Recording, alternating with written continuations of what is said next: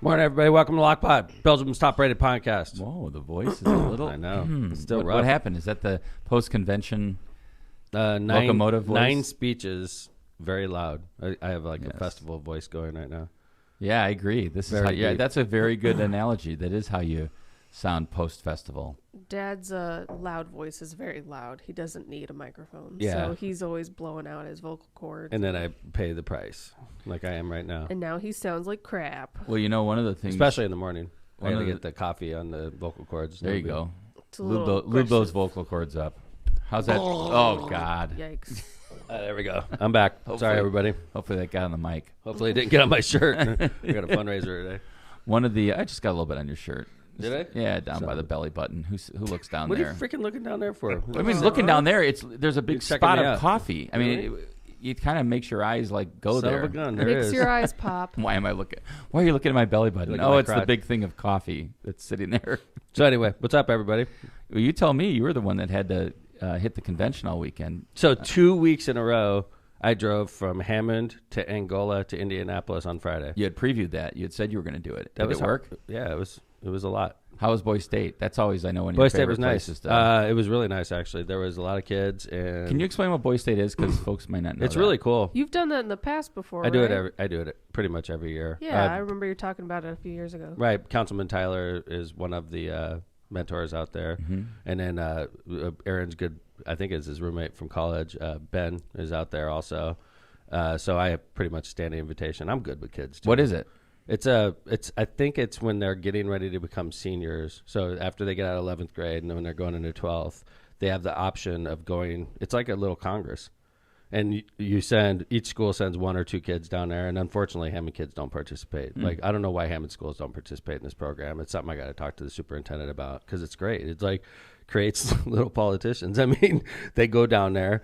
There's people that run for mayor. And so keep in mind, there's like 400 kids from all over the state. And they run for mayors, they run for governor, they run for Congress, and then they like form a government and they pass laws and they deal with modern problems in society. Interesting. It's really cool. And obviously these kids all get really close. It's a camp. It's like a 1-week camp, and they're at Trine University, which is a really nice school in Angola. It's a really beautiful school.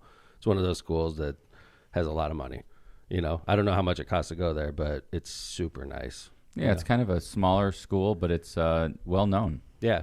I've heard it trying. Yeah. They've got a nice ice rink. Yeah, they do have a nice ice rink. It's brand new. That's an example. They have a really good performing arts center, which is where I perform, which is where I speak. And so this year, all the kids were there, and they introduced me. Usually I'm there as mayor, and now I'm there as a Senate candidate. So That had to be pretty cool for them to see you.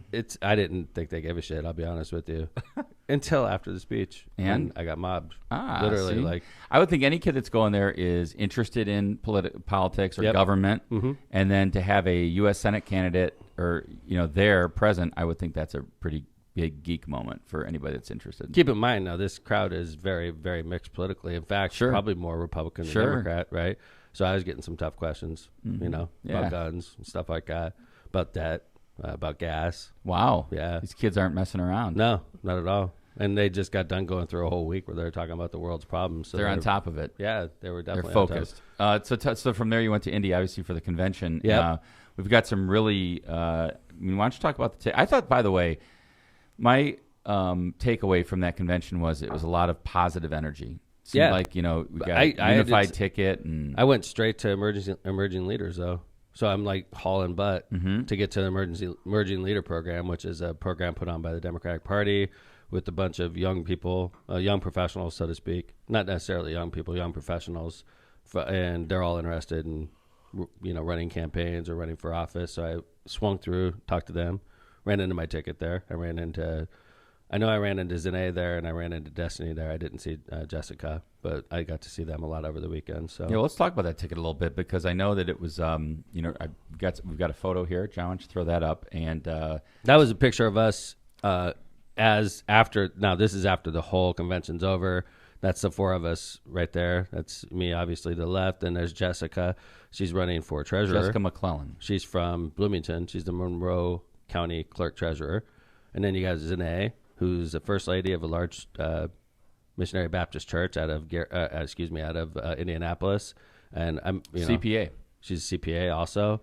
And I got to meet her husband, really nice guy, the pastor. I met her mom, really nice lady. And then Destiny is on the right. We've had Destiny on, of course. Right. Destiny's a fan of the show. She and I have been running together basically since last summer. So I've been seeing Destiny a lot lately. She's doing a great job.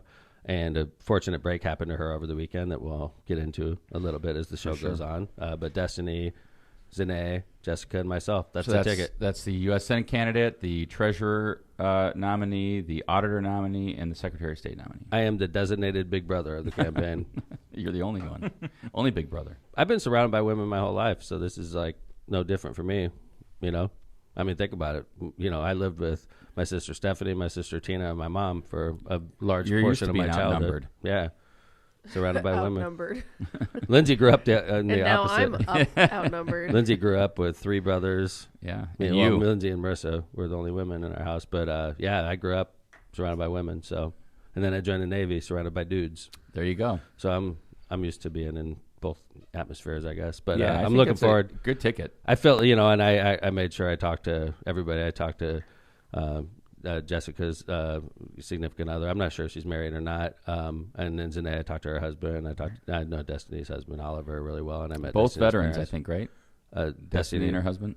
Oh yeah, they're both veterans. Yeah, so that was great. But yeah, that's a picture John's flashing right there. This is me. This was cool. So Friday night. So 2-day convention, right? 2-day convention. Yeah. So I Friday get night. there. I did emergency leaders, and I checked into the hotel room, which was nice, by the way. I had the Rockstar room at the Hyatt, which is the Rockstar room is very cool. It's like a bedroom, normal bedroom suite. No, like a normal bedroom, a little bit smaller than a normal room. But when you open the door to the connector, it's got like a huge like kitchen table. It's got like a huge, humongous bed with multiple like chairs, nice TV. But it's kind of like a living room and dining room. It's really nice because it's good for like a war room type setup. Yeah. So like when you're in a convention or something like that, we can go up there and chill out a little bit, talk about what's happening next. It's really good for larger groups. We so should it's rent good. that. Like It's not always available. I So know. that's We should part see of if the- we can get that like week or two leading to the election. I'll Yeah. just like base myself out of Indy. I'm Sure. basically based out of Indy anyway. I heard Carville wanted it, and they were like, "Sorry, Tom's got it." They bounced- What do you they mean? bounced Carville it. was on my floor. I ran into him on the. Was he really? He was going to work out. What floor were you on? 8. Oh, no So way. me and Carville on 8. So there- He's so look at the fashion on Carville. Look at these cool shoes, these sneakers. Yeah. he's just Fresh This is New uh, Balances. So this is Tom and Yeah. James Carville kind of talking before. This is like how you dress when you've made it. You're just like, fuck it, like- man. Exactly. I got fuck it. I'm wearing a suit with tennis shoes. Yeah, he had his on Right? clouds on, man. great. Yeah. You're Skinny just like, corduroys. oh, you don't like my clothes? Oh, okay. I guess I won't show up, right? He just does what he wants. That was what I'm pretty saying. obvious. That's what I like about him. Yeah. And by the way, like when I introduced him, I got to introduce him, which was great. And I was particularly geeked because, like I said, we need to learn how to win again as Democrats in Indiana. And that's the thing I liked about James Carville is he is like, hey, listen, I may piss you off, but we're going to win if you let me make the decisions. And that's the thing about him. He's a winner.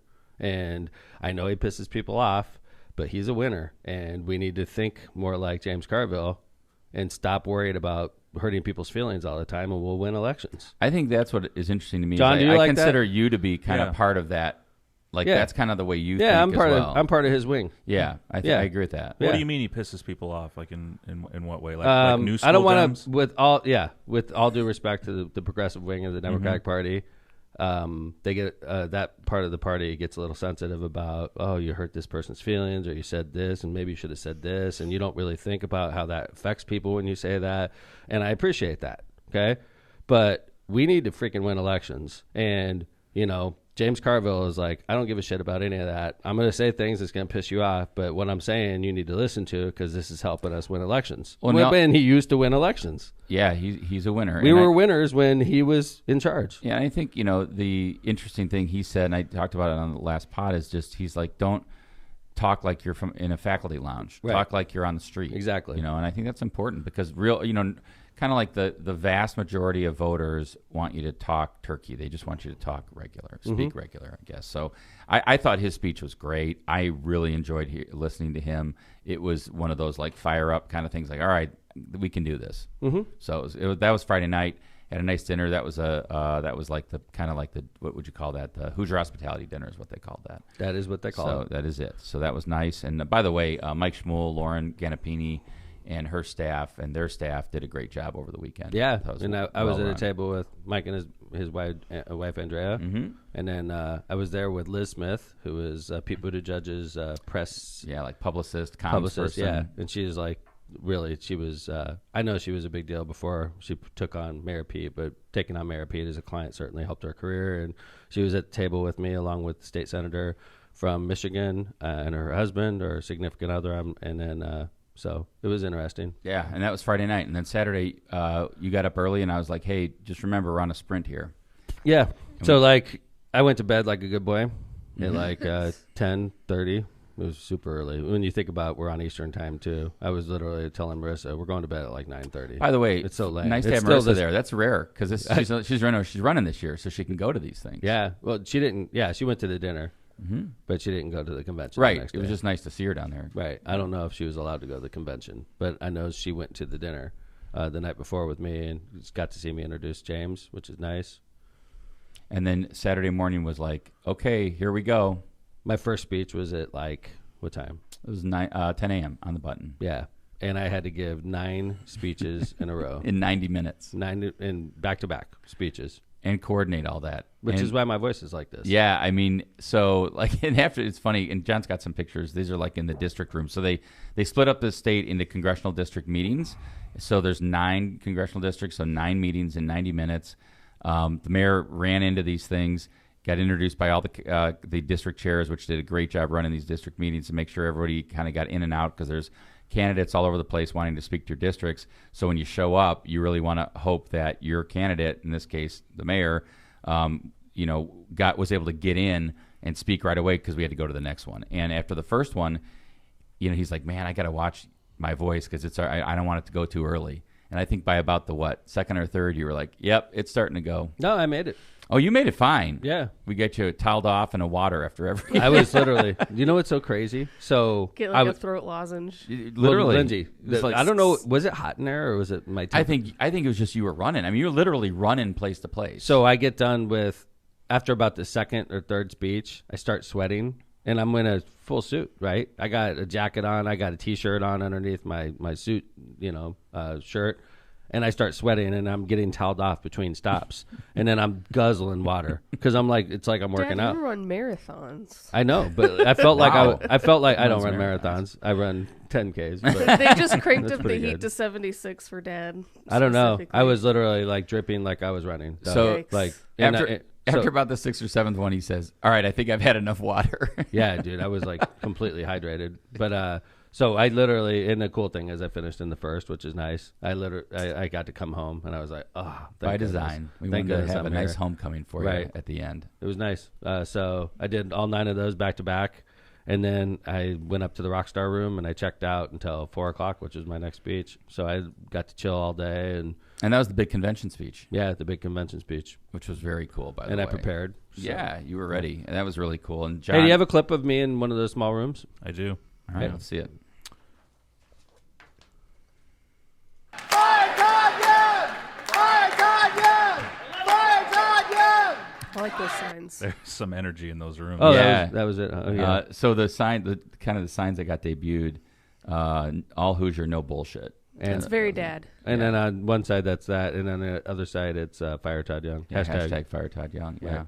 My favorite was when like Tom's in the middle of a speech, whatever district room it was, and Kevin's waving his paper in the back, and Tom's like, "Yo, relax, man. I'm right in the middle of a speech." I know. That was the first one. Then he understood why I was waving the thing No, in the I back. got it. He's like, all right, You now I guys get it. all We got to started get waving. moving. And I'm like, dude, take it easy. All right, I'm sitting there talking. Oh, and then right? at the first one, he said, the first district, he said, anybody have any questions? I was like, no questions. We don't have time for questions. Yeah. We got to get remember moving. that. Yeah. So, Yeah. all right, let's do some ads. Anything Okay. else you want to say about, I thought, great job, by the way, in your I'm speech. glad I'm glad it's over. It was, I don't like formalities.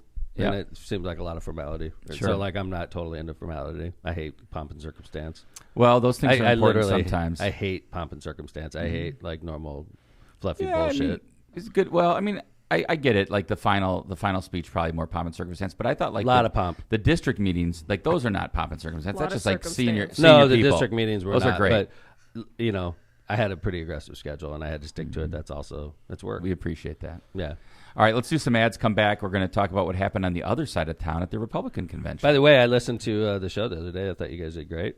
Thank you. Yeah. We pushed along. A lot of F-bombs. If you get It wasn't that bad. Reardon in. It wasn't that bad at all. No, he was great. No, I thought you guys were funny. I was actually laughing a lot. So thank you. Good job. Yeah. Actually, that's what he usually criticizes. I know. I did. I said, oh, no. really, Kevin? Actually, I wasn't expecting to laugh as much as I did. How about that? That's what I Fair meant. enough. When I said actually, I actually laughed a lot more than I thought I would. I appreciate that. And it was actual laughs. It wasn't bullshit. Wow. All right. Like real making locomotive it laugh. laughs. Fake laughter. It wasn't fake. Like, oh, I need to laugh for these guys laugh. It was a normal, spontaneous, combusted laugh. So, all right. Awesome. good job. Thank you. I liked it. Grizzoli is concrete. Grizzoli is concrete. And by the way, Matt's a romantic son of a gun, isn't he? Yes. I only want to be with you, playing Hootie and the Blowfish when he asked Representative Mara to marry him. Yeah. Then he was like, maybe I'll. But then he said, maybe we'll recreate that moment. They said, nah. we got a little scoop. We got some more information on that. Oh, really? Yeah, we saw her at the convention, Uh-huh. and I was like, "Hey, what was the song Matt played when he proposed?" And she knew it. Mm-hmm. She said, "But do you know that he couldn't like find the first song, so he just told the guy to play that one." It was like the backup It song. It was like the back, Oh, that's the backup song? just like Shit. It was just That like changes everything. It sure does. I was like, what a romantic guy. And it just happened to come up when we I don't know. hired- Play that because I can't find Whatever. that. Yeah. good. Fuck. Hootie and the Blowfish. Fuck it. Let's go. Right. All right. Well, anyway, Darius Rucker is now not going to do your song for you, Matt. So he was the second choice. We just found out. So Grizzoli is concrete. Grizzoli is concrete was voted number 1 in the Times Best of the Region 2020, 2021, and 2022. That's right. Grizzoli is concrete specializes in all concrete projects, and they have been using the original cement finish in the California style since 1972. They also offer stamped and colored concrete. Call now, 219-659-4147 to get your project lined up for the summer. Someone in chat last episode said we had the wrong phone number. So Bernie, if We we have the did. wrong, so if it's 659-4145 or something, let us know. Holy shit. Yeah, someone Grizzolia. It's Grisolia. Just look it Grizzolia. up. If I heard the same We could thing. probably If 659-4147 is wrong, That's please the let number us we know have. the right number. I'm We'll sure start reading it. I'm sure our business manager wouldn't let us tell No. the wrong phone number every day. Matt Reardon just on chat. F you all. Hey, speaking you, of Matt. songs, Tom, your big speech at the convention. Oh yeah. Oh, What yeah. was the song? The walkout Everyone song. hates a hype song. Paper and Fire, John Cougar Mellencamp. Yes. Wow. Paper and Fire. a good Indiana guy. Yes, I Paper loved and it. Fire. Yeah. Nice. It was It good. was my second choice also. Oh, you and Matt both. What was it? I did another one. It was a good one. It was more, Starting a Fire by Foo Fighters. There you go. I I love remember that. getting that. I love through. that song.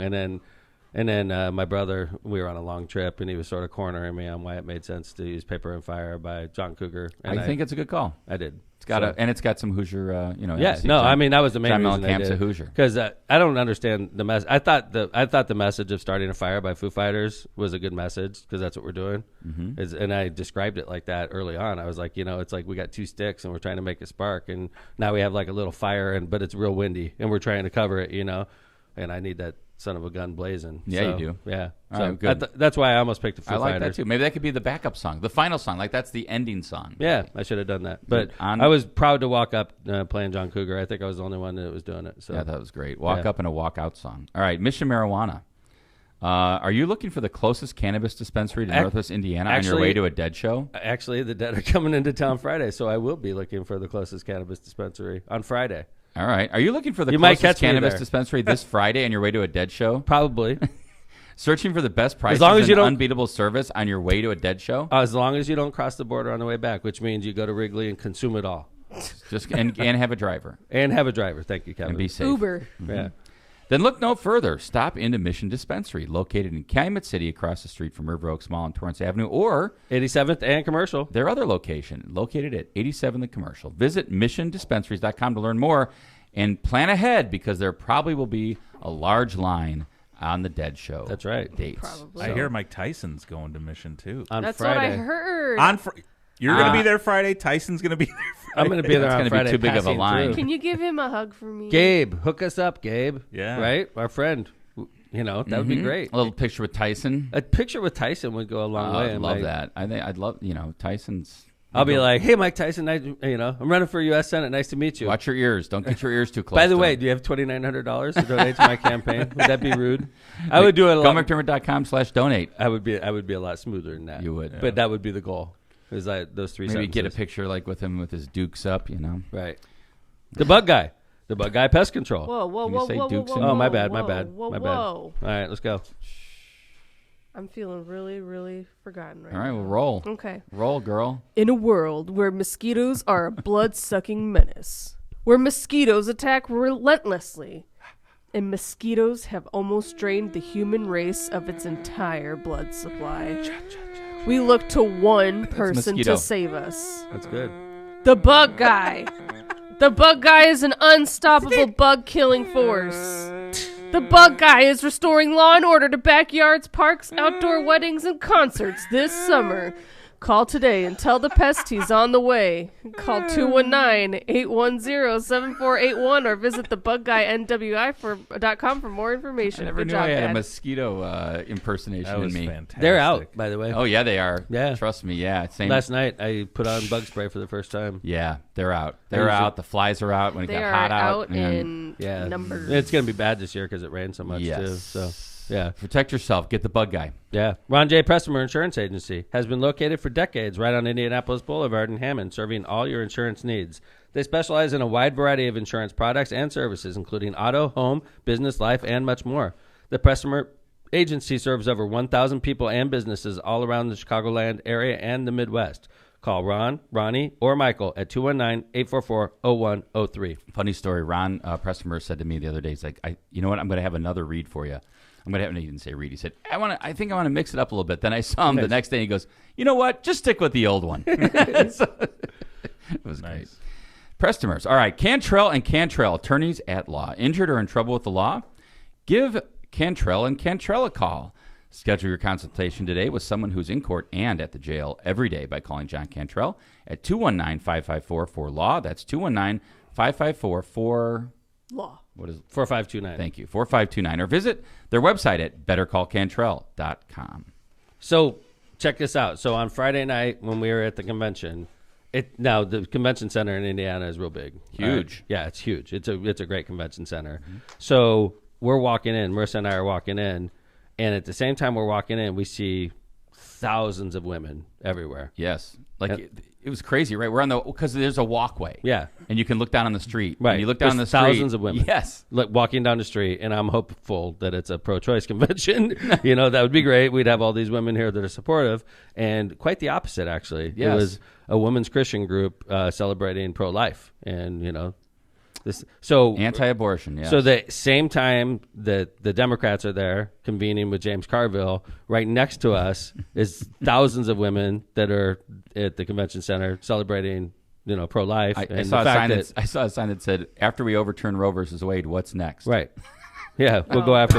They're going to go after Obergefell next, right? Yeah. We're just getting started. Yeah, The gays are next. they are. They're going after Obergefell next. So anyway, so we had the pro-life celebration next to the Democrats, next to the Republicans who were displaced because of all the other conventions, and they Like had an no Oreo cookie. They had no place to go except for the fairgrounds, which I found absolutely hilarious.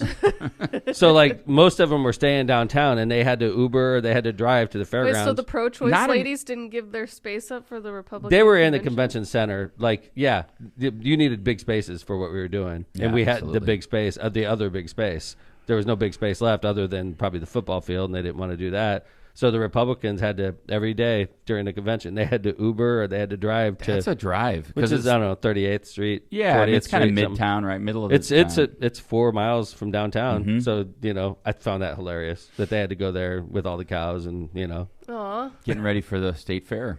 yeah. So they were there. By the way, I mean, as Probably unified smelled good. and as Yeah. like on message and kind of like everybody was on message as the Democrats were, the Republicans were in the middle of a floor fight. They are in a fight, flat Yes. out. It is Nobody a- knows. I mean, in Indiana, obviously you have your Trump wing, okay? Obviously. And in Indiana, you also have the Attorney General's wing, Todd Rokita. We talk about Which him kind of is often. aligned with the Trump Right, wing. right. It's Sure. the more radical part of the Republican Party, You for would call sure. it more far right, yeah. So, like, Jennifer Ruth Green, you think she falls in there? Yes. The one running against Frank? I agree. Yes. She's more like from the Rakita wing, right? Yes. In fact, we know that I because think Blair Rakita Milo endorsed her. See, the fact is, and then you have the Holcomb part, which is he's our governor. You'd call them, like, I guess in the news they would call them establishment Republicans, right? Wouldn't you think that the governor would be in charge of the state's party? You would think. You would think. That's how it's supposed to work, I thought, right? But in Indiana, that is not what's going on. In fact, in Indiana, we're watching our governor get his ass kicked time and time again in the Republican Party. There was a tweet that said the establishment Republican, I just talked to an establishment Republican, and he said, quote, "We just got our ass kicked." Yeah. Wow. But like, this is a string of ass kickings that Governor Holcomb's been taking by his own party. I don't get it. If you remember, just a couple months ago, Blair Milo, who came from the governor's cabinet, was running in a contested race against Todd Rakita's candidate, who's Jennifer Ruth Green. Okay. They gerrymandered for her, right? But nonetheless. For Blair Milo, right, Yeah, John? for Remember? Blair. They gerrymandered for Blair Milo. Yeah. Thank you for pointing that out, John. They cut the district Think in. about so that. she could run. Right. That's a lot of effort, man. So Yes. that's Holcomb working with the Republicans Sure. to get the district changed so that Blair could run. So she runs, and you would think, quite frankly, taking a step back, and I know that we lost that race, but I called it early. I thought Blair Milo, I think she's a great candidate. All right. I think she was a great mayor. I think she is. I think to me, she was going to be a tougher candidate to run against Frank than, in my opinion, this Ruth Green. But I agree don't with know. you. I agree in with my you. opinion. I agree with you, Kevin. I think Jennifer Ruth Green's going to get spanked in November, 65-35. That'd be I'm great. putting it on the record right now. Wow. It's going to be an ass whooping like no other you've seen, and it's going to be hilarious because Frank he's going to whoop her. I'm looking forward to that race in November to watch Frank Mervan kick Jennifer Ruth Green's ass so we can shut the Republican Party up in the 1st District. They're never going to win up here, and Frank's going to prove it, and I'm going to help him prove it. Okay, but so what we're saying is Holcomb, who you would think would be in charge of the party, he's been a 2-term governor, and he puts up Blair Milo to run against Jennifer Ruth Green, Todd Rakita's candidate, and Jennifer Ruth Green trounces Blair Milo, It was not even close. which was a rebuke to Holcomb. You Yes. would think. So who's in charge of the party? Is it Todd Rakita or is it Eric Holcomb? It's a battle for the soul of the Indiana Republican Party, John. And the governor's losing. He's That's losing the again thing. and again. It's crazy. I mean, I thought I heard. Now I don't have verification on this, but I thought I heard somebody say Holcomb did not speak at the convention. He did not. He was afraid he was going to get booed. bizarre. Just like who is it that got booed in Texas? Governor or Senator Cornyn. Yeah, gets booed. I mean, that is crazy. Holcomb is going to get booed by his own people. This all started back when, like, the pandemic. When the last gubernatorial election happened, there was the Libertarian candidate got like 19% of the vote because Republicans were pissed at Holcomb and they said, "I'm not voting for him." Mm-hmm. That's crazy. It's crazy. Okay, so now there was a caucus about a couple years ago, with the Secretary of State in Indiana. The Secretary of State at the time, Connie Lawson, gets another job. God bless her, because when you're a Secretary of State or when you're a statewide elected official, you don't make beans. They literally, I mean, they don't make anywhere near what they should make In the they're private charge. sector, for sure. And you have to get a second even home, by the close. way. I'd like to point that out. I had people that talked to me before about running for Attorney General. They were real serious about me running for Attorney General. And then I look at the pay. The pay for Attorney General at the time was like $95,000 a year, which was far less than I was making as the mayor of Hammond. Plus, I had the added bonus of moving to office is in Indianapolis Indy, and right. getting a second home. I had to literally take a $30,000-$40,000 a year pay cut and get a separate mortgage for my place in Indianapolis. It's so ridiculous. So Connie Lawson gets another job. God bless her. She's making 3 times what she was making as Indiana Secretary of State. So Holcomb, our governor, has an opening in the Secretary of State's office for the Republican Party, and he gets to plug in a loyalist. So he plugs in Holly Sullivan, who Who been was our a state rep from Evansville, I believe. right, and she's been our Secretary of State for Year and a half. right. Yeah. Nice lady, not Sure. spectacular, but not horrible. I very attended very an election average. conference with her. She's No, she seems talks like a about- nice lady. And by the way, Secretary of State is the head officer of elections in the state. Right, it's an important role. Absolutely. Okay, so like election integrity is important, and I don't want to come off like I had a problem with Holly. I don't. She was nice. She was like vanilla ice cream as far as I was concerned. Thought the same thing. I Yeah, went to it wasn't SAR. like, whoa, man, she's amazing, but it wasn't like, man, she's horrible. It was just like, okay, she's fine. She's doing her job. Right, she's fine, right? Yeah. Nice lady. Don't get me wrong. Like, but nothing spectacular, but nothing, very, very average / above average. I thought she did her job, which is all we can ask of our elected officials. Which doesn't do your surprise- job. Because Holcomb isn't really like super flashy either. Like, let's be honest. So she was in Holcomb's mold, just sort of chill, like Yet effective, old school establishment Republican type of mentality, right? So this guy that's running against her, he files to run for Secretary of State. He's out of the Rakita wing of the party. His name is Diego Morales. Now, he's got a history because he's worked for 2 separate Secretaries of States, including Todd Rakita, and he's been fired 2 times in the same office. Now he's running. Rakita? Todd Rakita fired him, and so did, I think it was Connie Charlie Lawson. White, It was Charlie White Yeah. that fired him. And so now Diego Morales is like, okay, I'm not going to run and try to get a job in the Secretary of State's office. I want to run the Secretary of State's office. And it's like, wait, Diego, you've been fired twice. It's like, who cares? I'd be the boss. Semantics. So, right. Nobody can fire me if I'm the Secretary of State, right? The only people who can fire me are the voters, right? Semantics. So he runs, and he's got Rakita's blessing, which means He got fired by him. And Right. They've worked it out, So bizarre. apparently. None Yeah. of this makes sense. So if you get Rakita's blessing, it means you're batshit crazy. Let's just be honest, right?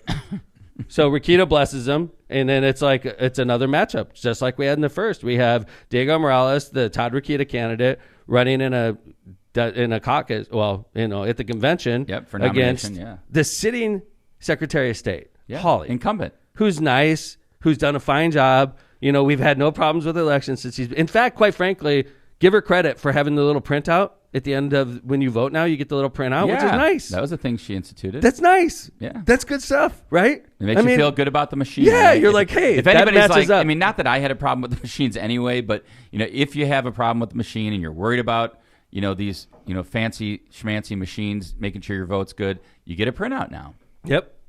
So now basically they run this weekend, and you would think that the sitting Secretary of State that has the backing of the 2-term governor, who by most accounts, I mean, he's done a pretty good job. He's a pretty good governor. Like, he's not my favorite, but I've seen worse. Mike Pence. Mike all Pence, for seen instance, worse. is defined what the worst is. But like what I'm saying is, you would think that in the Republican Party, they would have enough respect for their 2-term governor to approve his Secretary of State candidate who's running as an incumbent.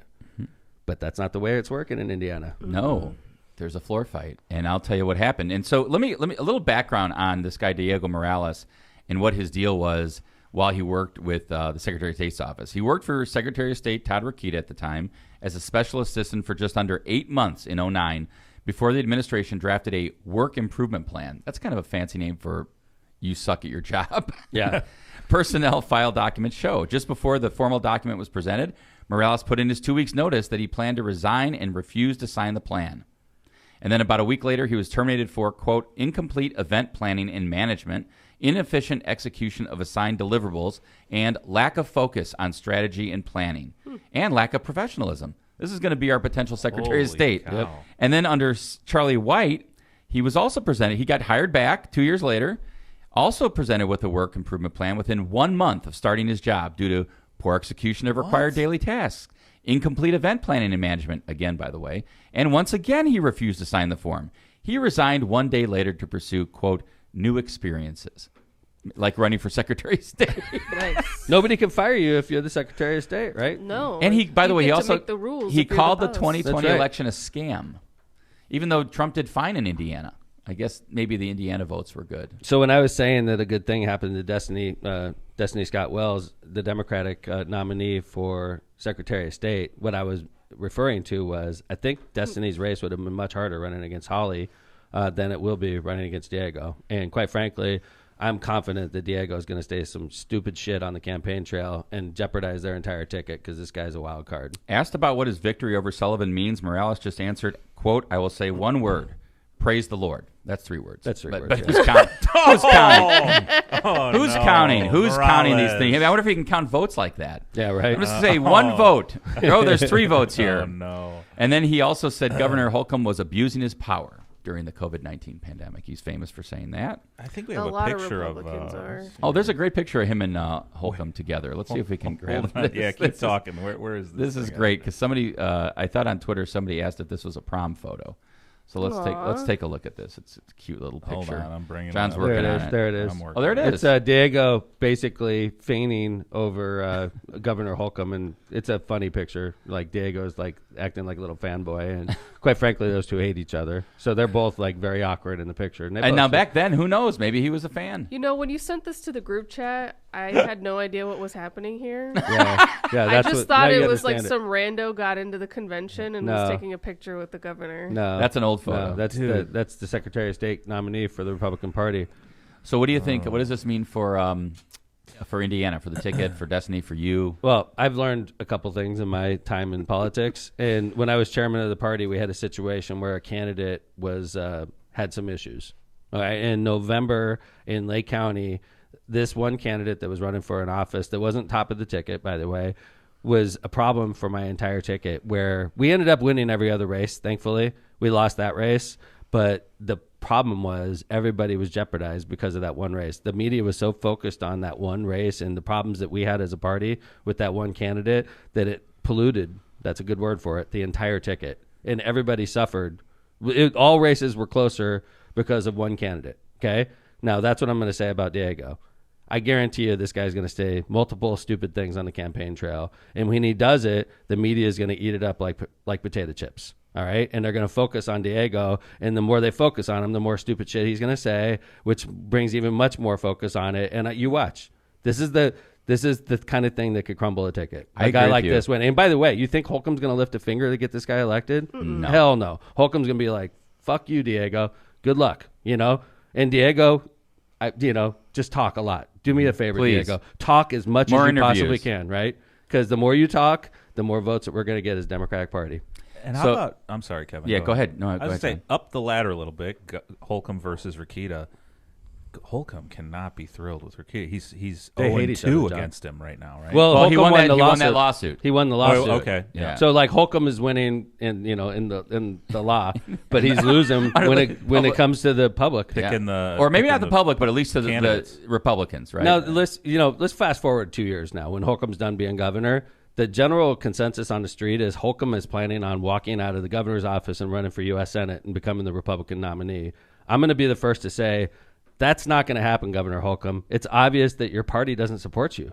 It's obvious that your party doesn't support Governor Holcomb. And I'm not saying it's right or wrong. Personally, I like Governor Holcomb, which is part of your problem, Governor.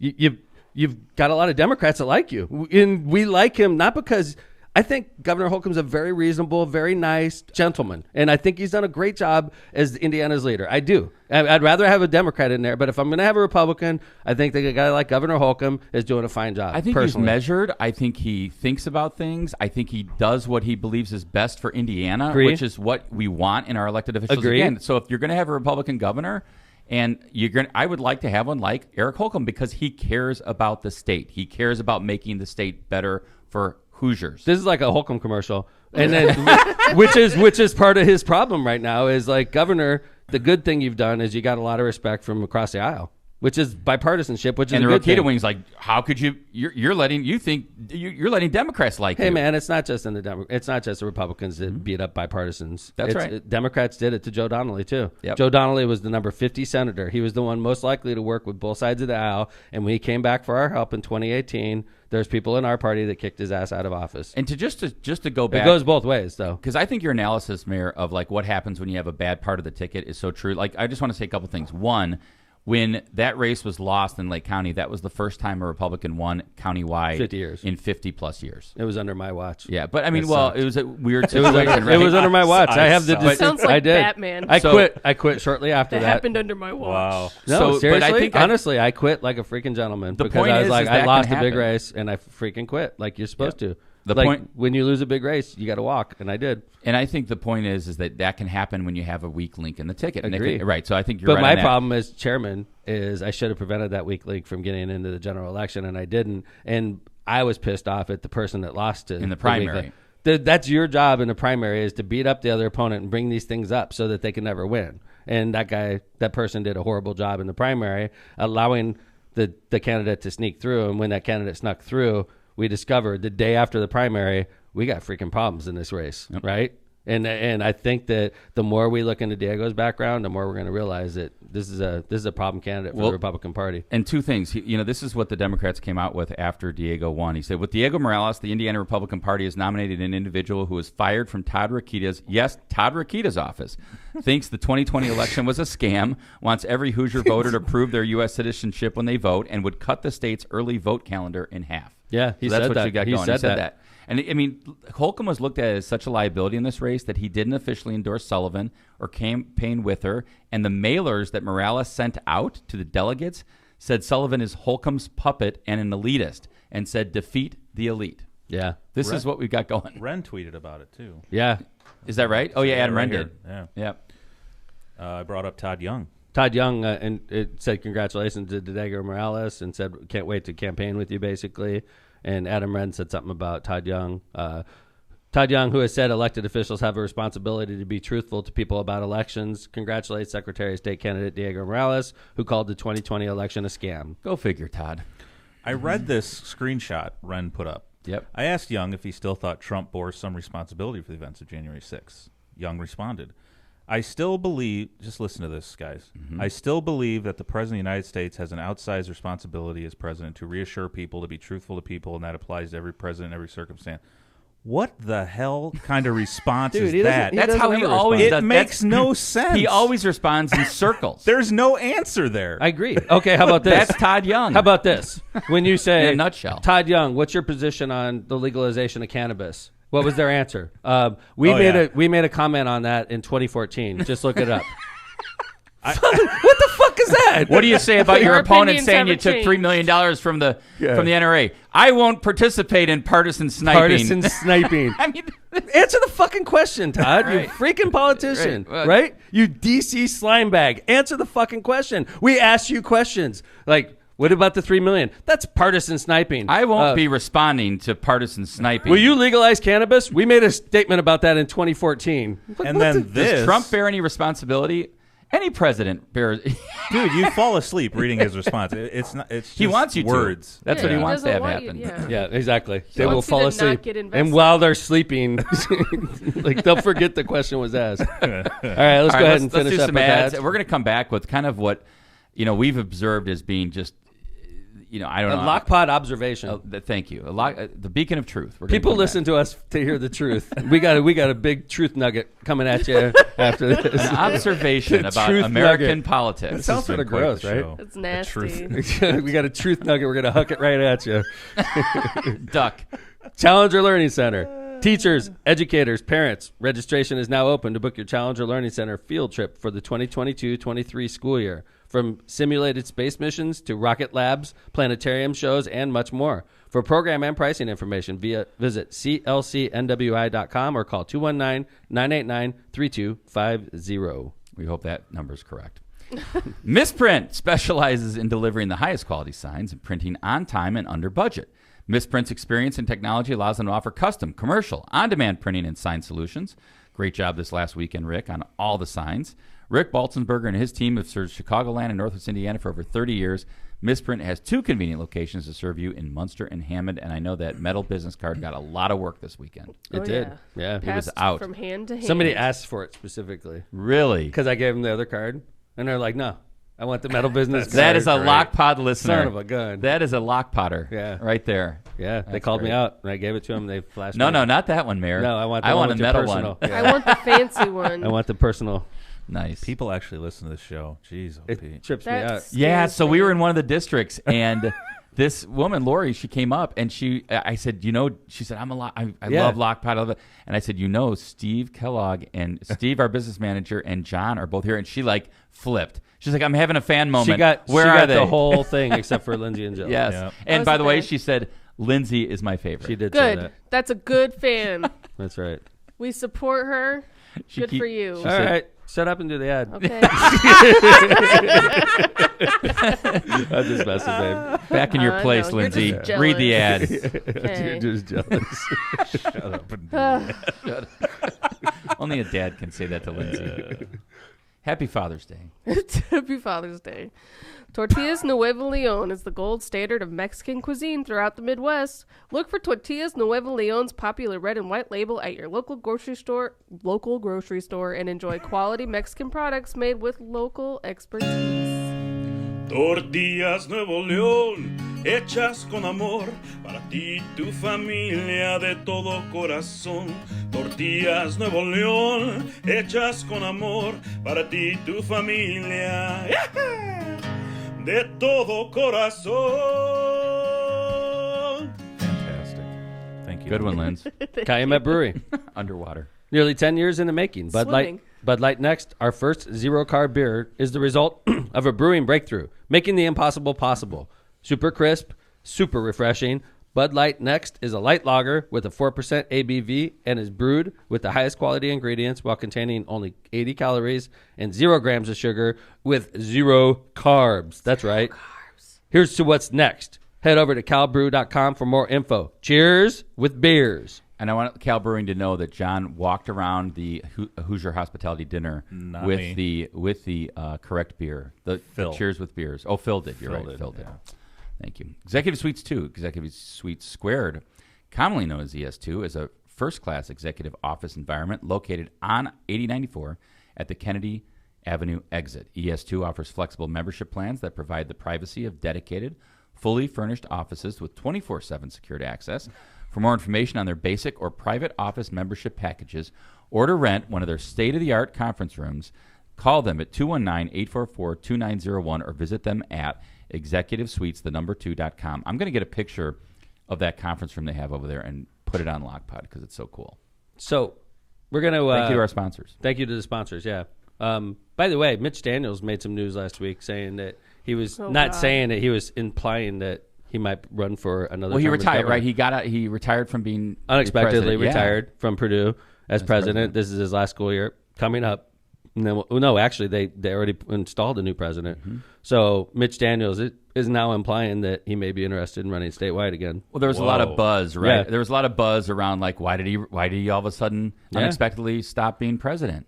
And there was like maybe he's going to throw his hat in the ring, maybe he's going to do something. But I did see Adam Wren retweeted a direct message that Daniels sent him, and Daniels basically said, and no, like kind of pretty clearly, I thought, I'm not interested. Well, no, there was a couple rumors about Mitch. One of them was he would run for governor for another term, which he could do because he's taken 4 years off. Mm-hmm. You know, you have to do if you do 2 terms like he did, you have to take 4 off. Okay, so he's done that, so he could come back and do 8 years if he wanted. Well, I mean, if the voters would let him, or one of the things he was talking about was running for mayor of Indianapolis. Now, you know, I happen to have a good friend that listens to every Lockpod episode who happens to be the mayor of Indianapolis. So I talked to Mayor Joe about what he thought about, you know, possible Mitch Daniels matchup, or if Joe runs for mayor again. Nobody even knows what's going on with Joe. In fact, quite frankly, people are talking about Joe Hogsett running for governor. And to me, you know, he doesn't tell me if he's running for governor or not, but I heard his speech the other night. It was very state-centric. It sounded to me like he was running for governor, but I'm not going to say anything. You know, I think Mayor Joe's a great guy. And by the way, if he wanted to run for governor, I know he's got $2 or $3 million in the bank right now, which is a good start. And he's another, I mean, he would be a great candidate. So I said, whatever he runs. I asked him what he thought about the old Mitch Daniels running for mayor of Indianapolis, and I think Mayor Joe made an excellent point, which will eliminate that possibility. He said Mitch would never work well with the county council. The city county council in Indianapolis has like 20 Democrats, and it's a majority Democrat. And Mitch would be a Republican. If he won as mayor of Indy, he would be a Republican mayor dealing with a heavy Democratic council, which would be frustrating for a guy like Mitch because he's not going to get shit through that council. He's used to being president of the university where you know, he basically says this is my policy and it gets done. Now, I personally am wondering whether or not he's thinking about a run for president. He could be. So anyway, we got the Mitch factor out there. He could be running for senator too, by the way. Sure. That's open. So there's a lot going on in politics, especially in the Republican Party. And in Indiana, they have no clue. It's a fight. There's nobody in charge. Todd Young is a fight. Todd Young, the senior senator. Ask him what are you in charge of? Well, he has no idea who even he should support. He's out there just like a wandering kid looking for help, right? Holcomb, definitely not in charge. Even, the Speaker of the House, Houston, not really. I mean, he's a heavy presence when they're in session. Sure he is. Heavy presence, but when they're not in session, he's not really in charge. Todd Rokita, Some would argue his wing of the party is beginning to be in charge. They're starting to kick some ass. And Todd Rokita's got the blessing of the former president, no doubt about it. You know, he's one of Trump's boys. He named him out. Remember, he went to Texas. Yeah. Trump called his name out. He mispronounced his name to Rokita. But so the nugget of truth we're going to throw at you is, it's, you know, I often compare, you know, I'm a student of history. I read a lot about history. And one of the things I notice about where we live right now is it reminds me a lot of the 1960s. And I say it a lot, and I jokingly say the only thing that doesn't remind me of the 1960s is politicians aren't getting killed like they were in the 1960s. And that's starting to change. And I'm thankfully, you know, we haven't seen any assassinations of elected officials, but there's a lot of threats coming at elected officials lately. And one only needs to go back a couple weeks to look at what happened with Justice Kavanaugh, with the gentleman that gentleman from California that took a cab to the front of the Justice Kavanaugh's house at 1 a.m. and he was armed, and he gets out of the cab and nobody pays attention to him, right? And then he calls 911 and says, "I'm going to kill a Supreme Court justice." It seemed like a cry for help or something. Yeah, and then they arrested him. But like, okay, so was he serious or not? I don't know. But he did drive across the country to Justice Kavanaugh's house and then call 911, and then they arrested him after he said, "I'm going to kill the justice." And he was armed and everything. Yeah. But still, that's Scary a pretty enough.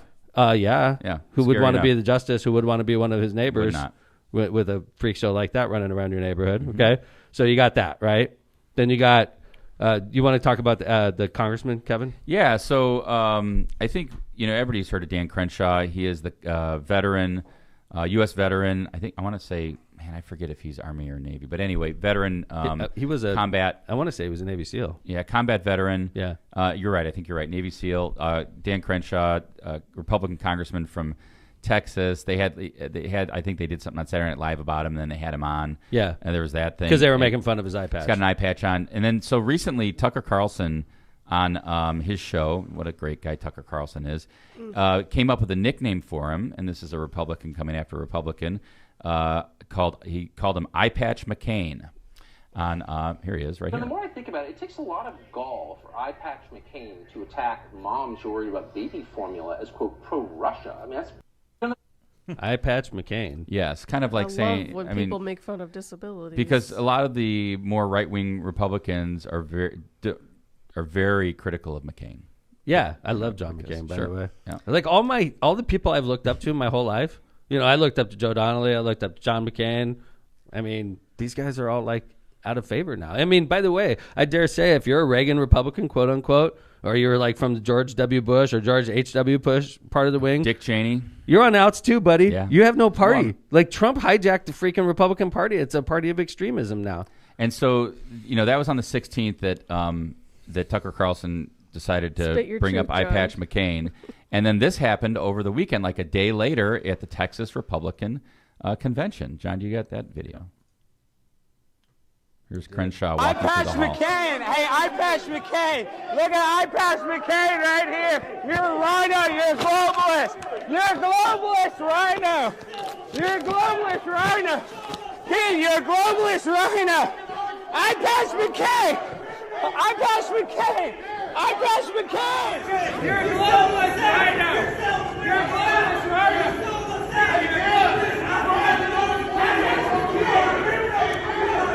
There you go.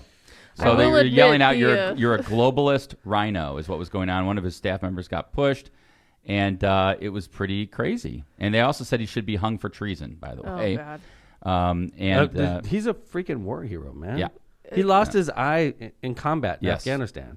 I mean, I'm a Democrat, and I'm sticking up for this guy. It's like, honest to God, what we need to do in America is let Crenshaw kick the shit out of that guy. Because that guy would get dusted by a Navy SEAL. Absolutely. Crenshaw would beat him senseless. Yes. That's what we need to go back to. It's just like when you get a punk like that, seriously, that guy needs to get the shit kicked out of him. I'm not saying don't go, like nowadays people shoot each other, right? Let's just let Crenshaw. Okay, once you keep calling him Eyepatch McCain, we'll turn off all our cameras, we'll let Crenshaw kick the shit out of you, and then maybe you'll stop talking shit to him, right? Crenshaw had a pretty good tweet back at him. I mean, because I agree with you. Why not? I mean, let him loose. But he wanted to be punched. Yeah, I swear. right. You're right, because he wanted it to be on TV and he could talk all about how Dan Crenshaw punched him. Crenshaw comes back and says, "This is what happens when angry little boys like Alex Stein don't grow up and can't get girlfriends." Yeah. So it's true. That was interesting. So that's just one example of kind of this extreme temperature we've got going. And that's like Republicans on Republicans. It's this whole like who's the rhino thing. And we're going to get to that in a minute. But I know the mayor wants to talk about this crazy letter that Adam Kinzinger of the January 6th Commission, Congressman from Illinois, Republican, gets a letter to his house. And but everybody, I think most elected officials get creepy letters. Like, sure, I know you have. You'll get You've letters. gotten a few of them. Yeah, I don't like talking about it, but yeah, it's no fun when you get a letter that's creepy and it's insinuating, or sometimes they're like very religious and threatening and religious. It's like, whoa. That's what this one goes down as, threatening and religious. Yeah, it's like, I got God on my side and you're the devil. It's like, okay, those would scare the shit out of me, actually.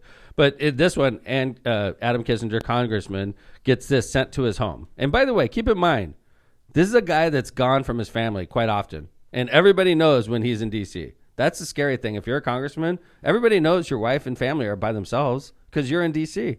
You're on TV, right? So it says Sophia, which is to her. And just remember, Adam Kinzinger is one of the Republicans that voted to impeach Donald Trump. That's right. He also voted. He's also one of the few Republicans. He and Liz Cheney, I believe, are the only Republican members of the January 6th commission hearings. Okay, so this is his wife's name is Sophia. You are one stupid blank C word. Yes. C word. Bam. Starting off strong. And this guy is not from the European Union, John. This is an American, I presume. Okay, so this Not is like Australian either. comes out with the hard C, like in the first sentence. That's pretty aggressive, right? That pimp you married not only broke his oath, he sold his soul. Yours and Christian's too. Christian is their son. Adam's activities have hurt not only this country, but countless patriotic and God-fearing families. Therefore, although it might take time, he will be executed. But don't worry, you and Christian will be joining Adam in hell too. We find it blasphemous that you name the son of the devil Christian. Yikes. What a piece of shit, man. Wow, man. That's so brutal. And There are so many mentally unwell and unhinged people in the world today. It freaks me out a little bit. Yeah, I agree, Lindsay. Yeah, the congressman tweeted, "The darkness is spreading courtesy of cowardly leaders fearful of truth." Is this what you want, GOP pastors? ? Okay, so so we made our case that it's a lot more common for politicians to get creepy, threatening letters, or creepy people going out in front of their house, threatening to execute them. All right, and then you have this jackass. Former Governor Eric Greitens from Missouri, also Navy SEAL, and running for U.S. Senate. This is his campaign commercial. We want to play it, so please listen.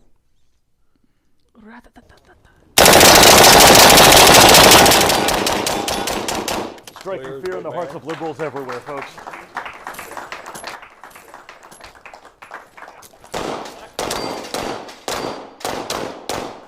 Liberals beware.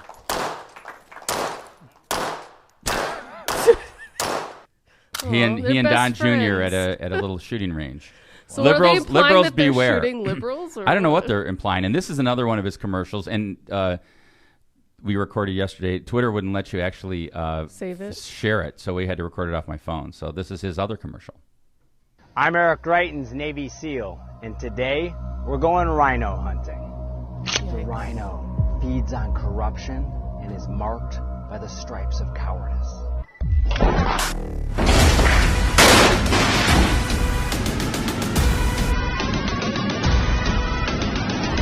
Walks in with no gear. Join the MAGA crew. Get a rhino hunting permit. There's no bagging limit, no tagging limit, and it doesn't expire until we save our country. John, Yikes. John, I want your opinion on that. Things are reaching a fever pitch, man. I want to go back to the Crenshaw thing, and I think this kind of sums it up. But I think people started getting upset with him. When I say people, like the right, when he voted on a bill that included red flag laws. Mm-hmm. And what happened to like people saying, "I disagree that you voted for red flag laws," and that's it. But now they're chasing him down convention We're going to halls. beat you next time. We're going to beat you in your you election. should be hung. Yeah. How about just calling in? We disagree. I'll be honest with you. That's a Republican issue, man. Like the Democrats, I don't see this kind of stuff coming from our party, John. I just don't. I mean, and I'm not saying our party doesn't have extremism, but we're not threatening to kill people in our party. My concern is that when you have a candidate that's running for United States Senate and a guy that's a former governor putting out ads that imply, well, pretty explicitly, I don't even want to say imply, explicitly show hunting and guns. And now, for people like you, the three of us, we could say, oh, you know, that's just a pejorative or it's this or that.